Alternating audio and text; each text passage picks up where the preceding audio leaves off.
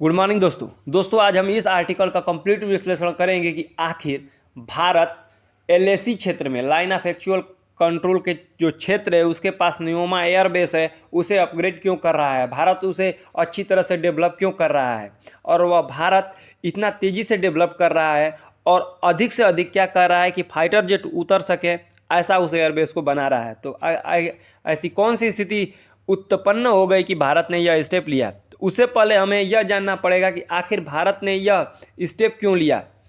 तो याद रखिएगा कि सबसे पहली बात यह है कि कुछ दिन पहले हमारे आर्मी चीफ जनरल पांडे ने कहा था कि चाइना अपनी ट्रूप्स की संख्या को एलएसी क्षेत्र में बढ़ा रहा है।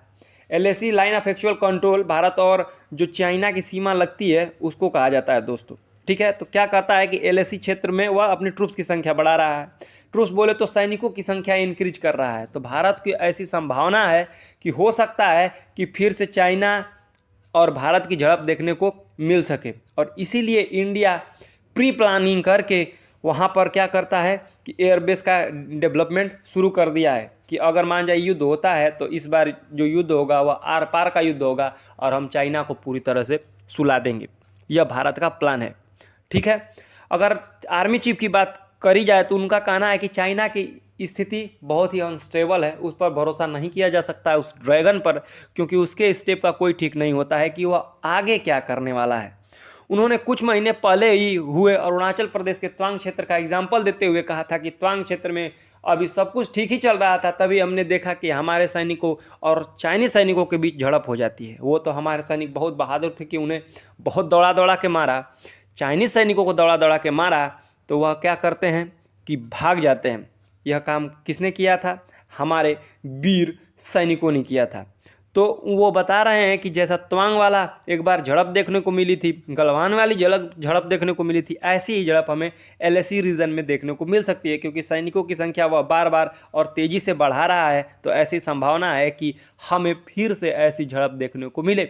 इसीलिए हम क्या करते हैं कि प्री प्लान करके चल रहे हैं कि हम पूरी तरह से तैयार रहें कि अगर चाइना से मान जाइए हमारी वार हो जाती है तो हम उसे मुंह तोड़ जवाब दे सकें। अगर हम एलएसी की बात करें तो इसकी फुल फॉर्म होती है लाइन ऑफ एक्चुअल कंट्रोल। ये आपको याद रखना है। यह भारत और चीन के बीच लाइन मानी जाती है। अगर बात करी जाए कि चाइना ने इसे बॉर्डर कब स्वीकार किया, चाइना इसे बॉर्डर मानता ही नहीं था दोस्तों। यह विवाद अब भी चलता हुआ आ रहा है, ठीक है।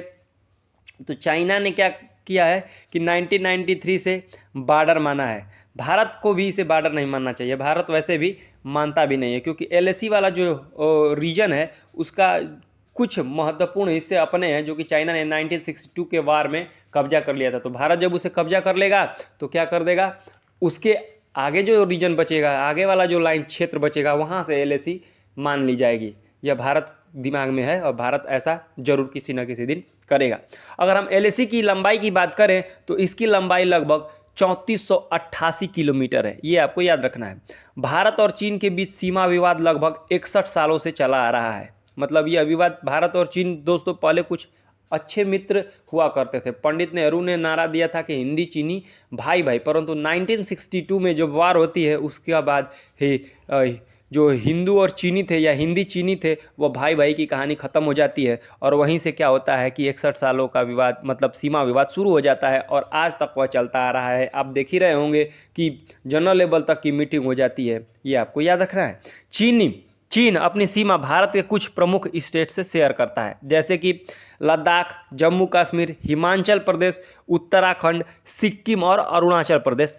ये जो स्टेट्स हैं भारत के, उससे वह अपनी सीमा शेयर करता है। अब इस समय भारत ने जब चीन की गतिविधियों को देखा है तो उसने एलएसी से 50 किलोमीटर दूर स्थित न्योमा एयरबेस का निर्माण करना शुरू कर दिया है। ये भारत ने किया है। दूसरी ओर चीन भी अपनी क्षेत्र में इंफ्रास्ट्रक्चर बिल्ड कर रहा है तेजी से। अब कोई भी देश दोस्तों अगर बॉर्डर एरिया पर इंफ्रास्ट्रक्चर का बिल्डिंग करता है, इसका मतलब साफ है कि उसके मन में खोट है। कहने का मतलब वह पूरी तरह से प्रिपेयर होना चाहता है, हो सकता है कि वह भविष्य में वार कर सके। तो भारत उसका जवाब देने के लिए न्योमा एयरबेस को बना रहा है। भारत ने अपनी फाइटर एयरक्राफ्ट ऑपरेशन के लिए न्योमा एडवांस लैंडिंग ग्राउंड को अपग्रेड करना शुरू कर दिया है। इसके लिए गवर्नमेंट ने मंजूरी दे दी है। अगर बात करी जाए कि इस एयरबेस पर मिलिट्री इंफ्रास्ट्रक्चर का निर्माण कौन कर रहा है, तो यह कार्य BRO द्वारा किया जा रहा है। ये क्वेश्चन पूछा भी जा सकता है कि जो मिलिट्री इंफ्रास्ट्रक्चर एयरबेस है उसका निर्माण कौन कर रहा है, तो BRO, ठीक है, बॉर्डर एंड रोड ऑर्गेनाइजेशन, ये आपको याद रखना है। अब दोस्तों समझते हैं कि भारत यह कार्य क्यों कर रहा है और वह अभी इतने जोरों पर, ठीक है। भारत जो है वह इस समय अपनी सीमा की चौकसी अधिक से अधिक बढ़ाना चाहता है। आप देख रहे होंगे कि भारत एकमात्र ऐसा देश है, अगर भारत संकट में पड़ जाता है तो उसका कोई भी पड़ोसी देश मदद करने वाला नहीं है। फॉर एग्जांपल में पाकिस्तान की हालत तो ऐसी ही खस्ता है, बांग्लादेश का कोई ठीक नहीं है, भूटान नेपाल की तो भाई साहब छोड़ ही दीजिए, भूटान तो मान जाइए भारत की मदद क्या करेगा, वो तो खुद ही संकट में है। दूसरी तरफ नेपाल तो कम्युनिस्ट विचारधारा से प्रभावित है, चाइना की तरफ झुका हुआ है। तो भारत एकमात्र ऐसा कंट्री है जिसके पड़ोसी देश भारत की मदद नहीं कर सकते हैं। इसीलिए भारत उन सारी परिस्थितियों को सोचकर क्या कर रहा है, अपनी तैयारी मजबूत कर रहा है। पहले से ही उसने क्या किया है, चौकसी बढ़ाने के लिए इसका निर्माण शुरू कर दिया है। भारत और चीन से लगभग वर्तमान में 33 मंथ से चल रहे हैं, क्या चल रहे हैं भाई साहब, सैन्य विवाद, सीमा विवाद। इस समय तो और तेज हो गए हैं, सैन्य झड़प भी देखने को मिली है इस 33 मंथ के बीच। अगर न्योमा एयरबेस को 330 करोड़ रुपए में अपग्रेड किया जा रहा है, किसको, न्योमा एयरबेस को कितने रुपए में अपग्रेड किया जा रहा है, 330 करोड़ रुपए लगाए जा रहे हैं इसको अपग्रेड करने के लिए। इसके तहत इसमें 2.7 किलोमीटर रनवे को बढ़ाया जाएगा ताकि इस पर आसानी से फाइटर जेट आकर लैंड कर सके और क्या कर सके, उड़ सके।